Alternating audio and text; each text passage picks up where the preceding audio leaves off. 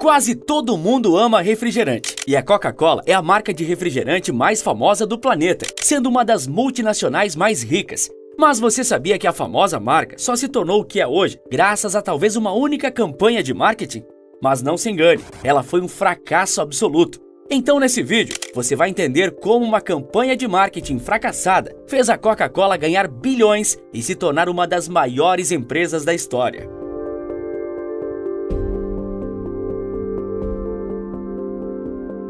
Coca-Cola virou sinônimo de refrigerante, tal como o leite ninho da Nestlé virou sinônimo de leite em pó, e como Gillette é a palavra mais usada para se referir a uma lâmina de barbear. Mesmo diante da forte concorrência da Pepsi, a Coca-Cola, uma empresa mais do que centenária, se consolidou nas últimas décadas como soberana no ramo. Mas existe certa graça na história e rivalidade das duas gigantes dos refrigerantes. Primeiro, em dado momento, muito tempo atrás, a Coca-Cola teve a oportunidade de comprar a Pepsi. Se o tivesse feito, essa concorrência sequer seria de conhecimento geral agora. E a segunda parte, que torna as coisas irônicas, é que um fracasso comercial levou a Coca-Cola a superar a Pepsi, quando o mercado de refrigerantes mais estava acirrado. Esses dois elementos levaram a Coca-Cola ao sucesso estrondoso ao redor do mundo e consolidaram a marca. Para entender bem cada um desses acontecimentos, nós voltamos ao ano em que a Coca-Cola teve múltiplas chances de simplesmente comprar a Pepsi e monopolizar a indústria. Era 1933, e o valor para comprar a Pepsi? Apenas $50 mil. Um valor que parece baixo para uma companhia do porte da Pepsi, mas para a época fazia total sentido, já que a empresa tinha passado por 2 processos de falência, o que fez com que seu valor de mercado caísse bruscamente. Na época, a rivalidade já existia. Então você pode se perguntar, por que a Coca-Cola não acabou de uma vez por todas com a concorrente? Porque a Coca-Cola também não andava bem das pernas, principalmente pelo alto preço do açúcar na época, um ingrediente essencial para o produto. Então, adquirir a Pepsi, que estava ainda pior, faria com que o próprio valor de mercado da Coca-Cola fosse derrubado. E isso pode ser explicado com base nas tentativas de processo que a Coca fez contra a Pepsi. E por quê? Por conta da palavra cola, que a Coca-Cola queria, de um jeito ou de outro, que fosse tirado do nome da Pepsi, que também é Pepsi-Cola, pois conta com nozes de cola em sua fórmula, e não por ter imitado a Coca. Mas a Coca-Cola empresa alegou que sua concorrente estava tentando plagiar seu produto ao adicionar a palavra cola e assim enganar os consumidores. A Pepsi não deixou essas acusações baratas e decidiu contra-atacar.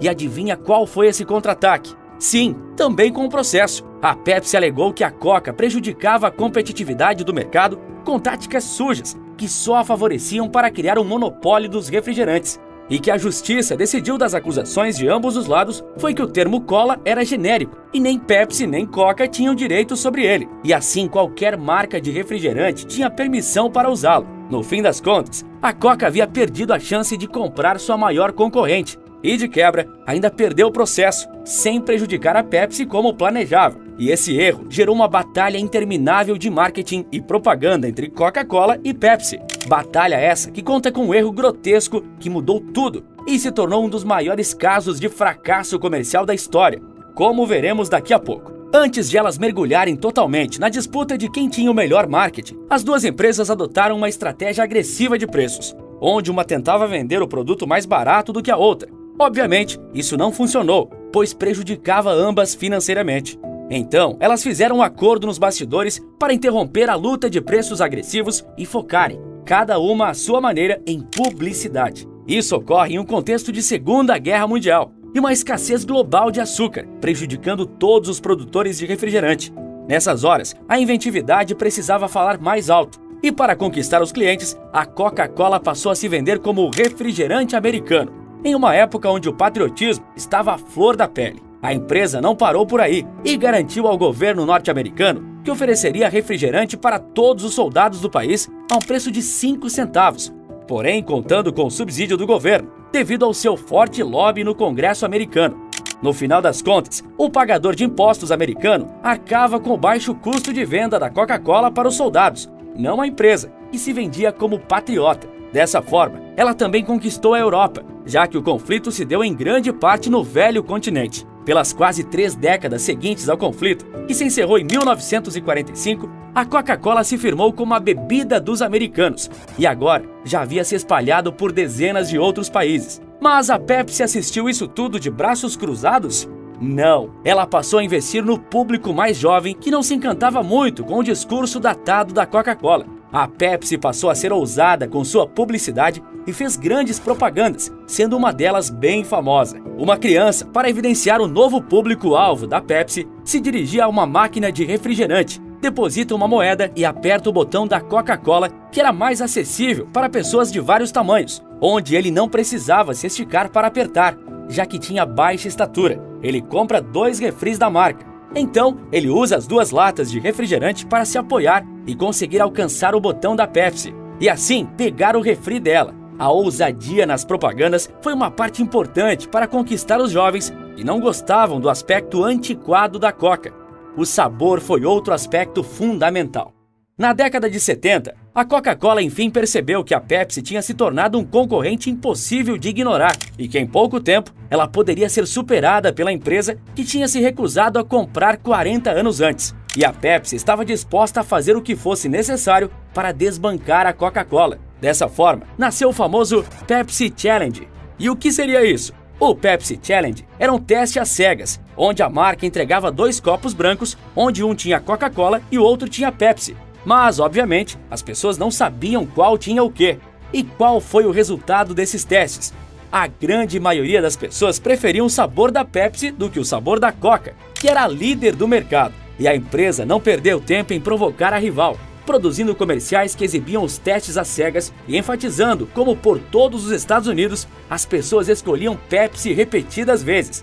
A Coca-Cola por muito tempo negou que o teste fosse verídico, até que ela produziu nos bastidores o seu próprio e percebeu que era verdade.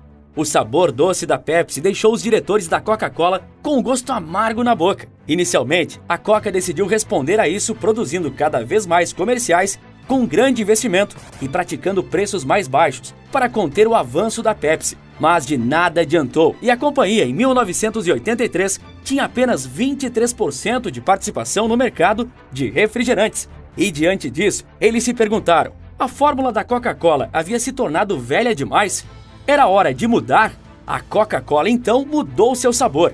Em um projeto que correu secretamente, a companhia encontrou uma nova fórmula e realizou diversos testes com ela, para ter a certeza de que esse novo sabor seria melhor que o antigo e que o da Pepsi. E daí surgiu o maior fracasso da história da companhia. Mas vamos por partes, pois a Coca-Cola realmente produziu secretamente testes para confirmar se seu novo sabor era bom, e a resposta foi amplamente positiva. Estava tudo pronto para a transformação da marca. Em 1985, centenário de fundação da empresa, foi anunciado a mudança de fórmula da Coca-Cola. E o refrigerante agora teria o nome de New Coke. E segundo a própria marca, essa era a principal mudança de sua história. Grandes propagandas foram feitas, testes foram realizados e rios de dinheiro foram gastos para que a New Coke fosse um sucesso. O público amou, certo? Errado! A recepção foi a pior possível. As pessoas odiaram mesmo. Cartas e ligações recebidas se tornaram uma constante na sede da empresa, com os clientes reclamando da nova fórmula e implorando pela versão antiga. Em maio de 1985, um mês após o lançamento do novo sabor da Coca, a Pepsi teve um aumento de vendas de 14% em relação ao mesmo mês do ano anterior, o maior crescimento de vendas na história da empresa. A Pepsi também lançou comerciais provocando a rival pelo novo sabor, já que se ela precisou mudar de fórmula, é porque havia admitido que a Pepsi era melhor. No início, a Coca-Cola considerou que as reações eram exageradas, mas esperadas, já que uma fórmula de décadas havia mudado.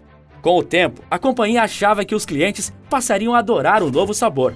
Isso não aconteceu. Até mesmo a mídia criticava abertamente a nova fórmula. Odiar a New Coke havia se tornado popular. Muitos nem mesmo provaram o novo refrigerante, mas a impopularidade já tinha feito todo o serviço. A New Coke nunca daria certo. E você sabe me dizer o porquê? Porque as pessoas não compravam Coca-Cola pelo sabor, elas compravam por ser Coca-Cola.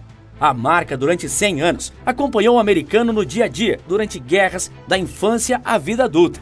O refrigerante já havia se tornado parte da vida e da memória das pessoas. Portanto, mudar o sabor era como arrancar uma parte da memória afetiva de milhões de pessoas que já só conheciam e queriam o sabor original. Era como mudar a grama de verde para roxo. A New Coke foi um erro colossal. O maior erro da Coca-Cola. O maior erro que depois se tornou o maior acerto da empresa. A New Coke foi abandonada e a Coca-Cola voltou ao sabor antigo com o nome de Classic Coke. Então as pessoas passaram de um estado de raiva para um estado de euforia. A Coca-Cola havia reconquistado o público. As vendas voltaram a crescer. O marketing após o desastre foi um sucesso absoluto. Tanto que alguns publicitários mais céticos chegaram a acreditar que a companhia tinha fabricado a New Coke com o propósito de ser um fracasso, para que as pessoas percebessem como amavam o sabor original. Claro que essa é uma ideia que não encontra muito apoio, pois para a Coca-Cola seria um movimento arriscado demais. A New Coke foi um erro, sem dúvidas, onde a marca acreditou que as pessoas realmente se importavam com o sabor. Mas na verdade, elas se importavam com a história e o nome da Coca-Cola e como ela, com o sabor original, era parte da cultura dos Estados Unidos. A Coca-Cola normal e a New Coke continuaram sendo produzidas e vendidas separadamente. Mas anos depois, a segunda versão foi descontinuada. A New Coke foi o fracasso mais bem sucedido da história, pois reviveu a Coca-Cola que estava perdendo a batalha contra a Pepsi.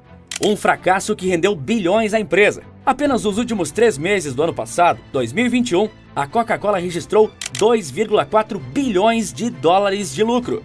Sem dúvidas, os números da empresa, após o fracasso, tinham um sabor doce.